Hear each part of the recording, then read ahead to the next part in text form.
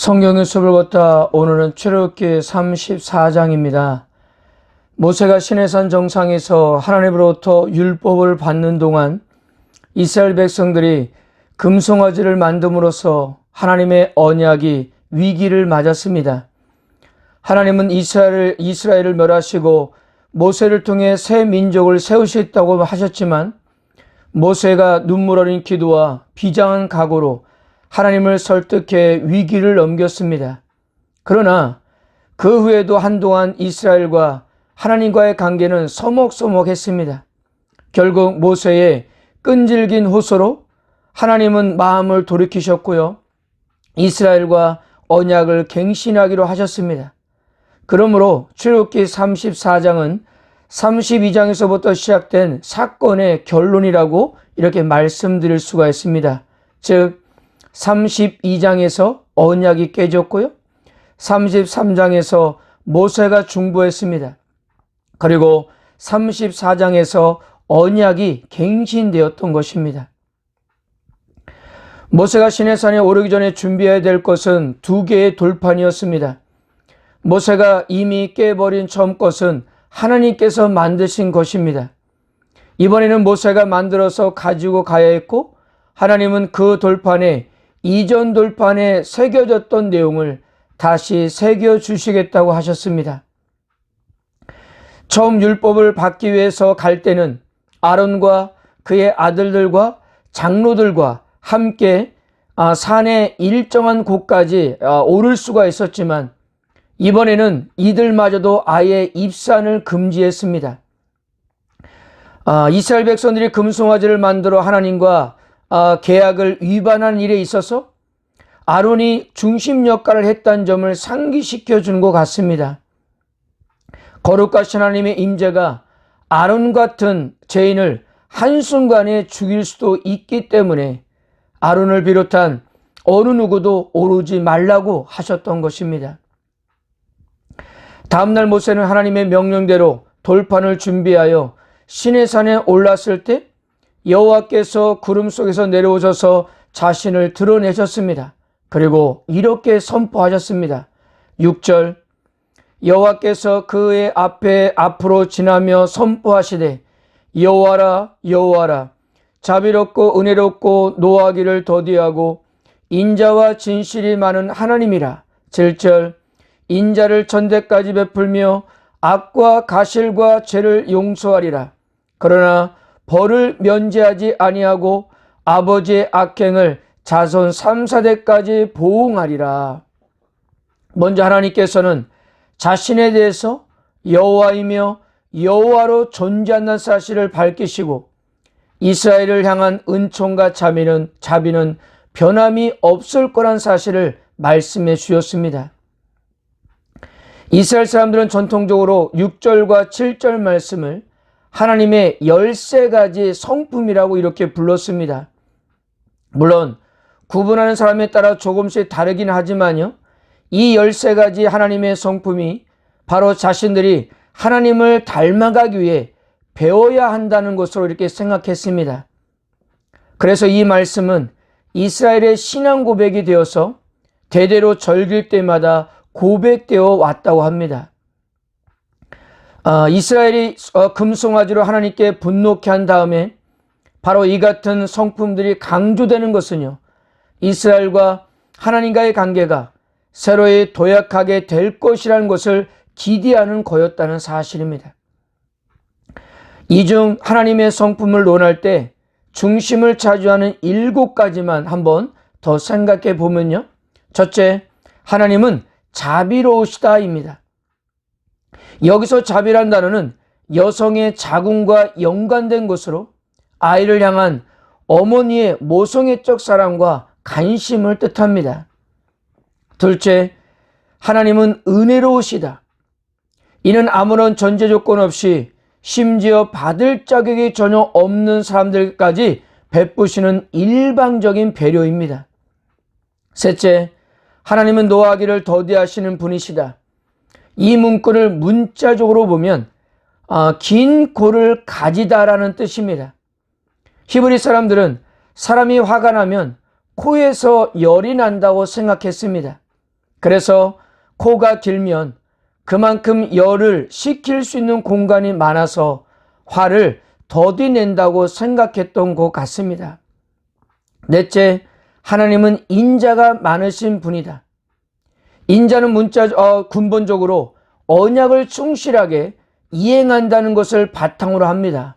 그러므로 하나님이 인자가 많으시는 분이라는 것은 이스라엘과의 언약을 충실히 지키며 이행하실 뿐만 아니라 필요에 따라서 이스라엘의 많은 가호도 용서하시고 용납하시며 언약 관계를 유지하시겠다는 의지를 밝히시는 분이라는 겁니다. 다섯째, 하나님은 진실하신 분이다.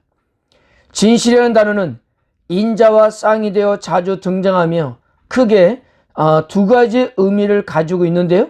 바로 진실과 신실입니다. 본문에서는 하나님의 신실하심을 뜻하는 것으로 하나님은 꾸준하시고 신실하시는 분이시기에 항상 신뢰하며 의지할 수 있는 분이라는 점을 이렇게 강조하고 있는 겁니다. 여섯째, 하나님은 지속적으로 인자하신 분이다. 하나님은 인자가 많으실 뿐만 아니라 항상 인자하신 분이며 영원토록 인자를 베풀시기를 즐기시는 분이라는 사실입니다. 일곱 번째, 하나님은 갖가지 죄를 용서하시는 분이다. 들어 올리다라는 뜻으로 하나님과의 언약을 위반함으로써 지게 되는 무거운 짐을 들어 올려주시겠다는 그런 뜻인 것입니다. 여기에 모세는 급히 엎드려 이렇게 호소합니다. 9절, 이르되 주여 내가 주께 은총을 입었거든 원하가 내 주는 우리와 동행하옵소서. 이는 목이 뻣뻣한 백성이니이다. 우리의 악과 죄를 사하시고 우리를 주의 기업으로 삼으소서. 하나님께서는 모세의 간구 때문이 아니라 이미 이스라엘을 용서하고 언약을 갱신하고자 하는 의지를 가지고 현재 시내산에 다시 강림하셨기에 모세의 단언에 당연히 응답하셨습니다. 10절, 여호와께서 이르시되 보라 내가 언약을 세우나니 곧 내가 아직 온 땅 아무 국민에게도 행하지 아니하는 이적을 너희 전체 백성 앞에 행할 것이라. 내가 머무는 나라 백성이 다 여호와의 행하심을 보리니 내가 너를 위하여 행할 일이 두려운 것임이니라. 내가 아직 온 땅 아무 국민에게도 행하지 아니하는에서 행한다는 말은 바로 바라라는 단어인데요. 이 단어는 하나님만이 주어로 쓰이는 구별된 동사입니다. 그리고 이 단어는 창세기 1장에서 두드러지게 사용되었습니다. 즉 무엇입니까? 하나님께서 이스라엘을 위하여 행하시는 일은 천지 창조에 버금가는 일이라는 사실입니다.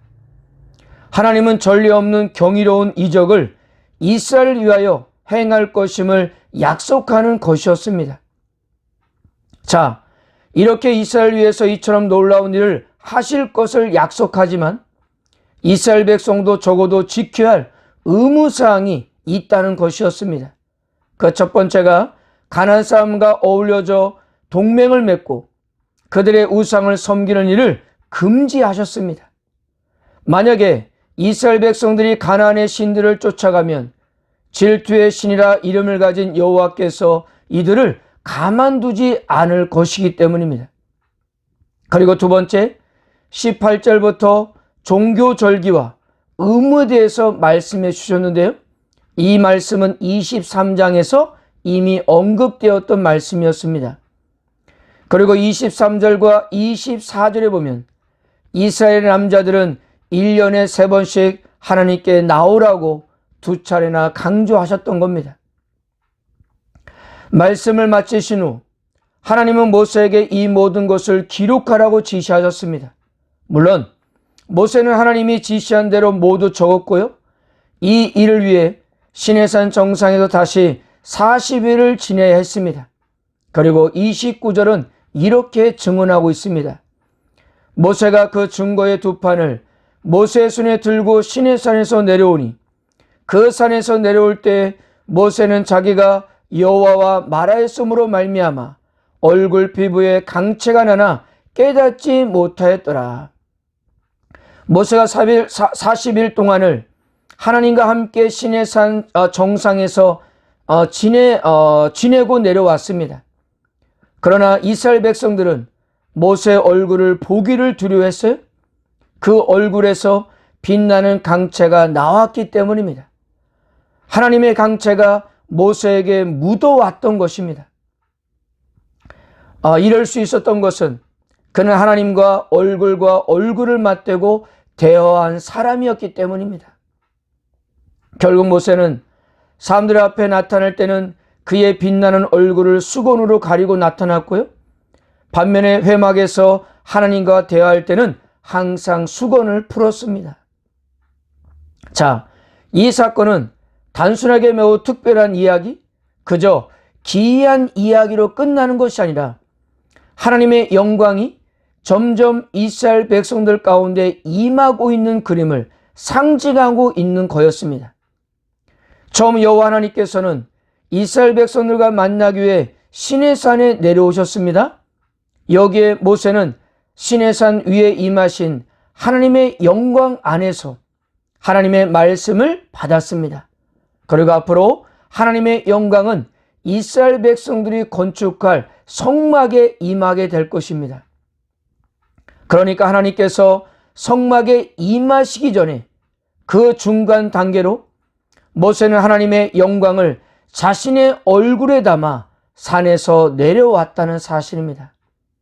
이 내용을 이렇게 정리했던 표를 한번 참고해 보세요.